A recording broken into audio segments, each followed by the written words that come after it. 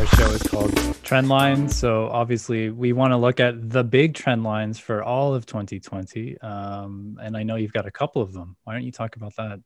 Yeah, okay. So the first one is what I will call the Nanos white knuckle. Do my knuckles look white? White knuckle trend line. That has to do with the pandemic. You know, when we look at the trend line on the pandemic, coronavirus is a top unprompted national issue of concern. Check it out. We see the first wave and the second wave. And the big question is, will this continue to be a roller coaster ride? And this is why the effectiveness of the vaccine is going to be critical. In the ideal world, it's a two-hump camel, right? We had a one-hump camel, two-hump camel. Good news is there's no such thing as a three-hump camel, but we get into kind of roller coaster territory.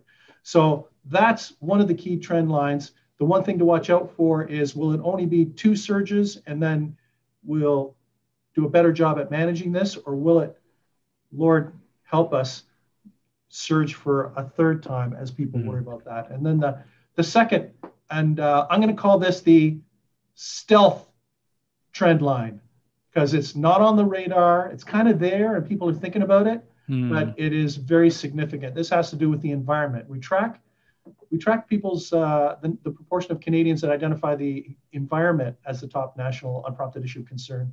And you know what, Michael, when you look at that trend line in 2019, it looked like everything had aligned. You can see the numbers go up at the end of 2019. January in 2020 looked very good for the environment. It was like Canada was at a moment in time to deal with the environment, and then whammo, we had the pandemic.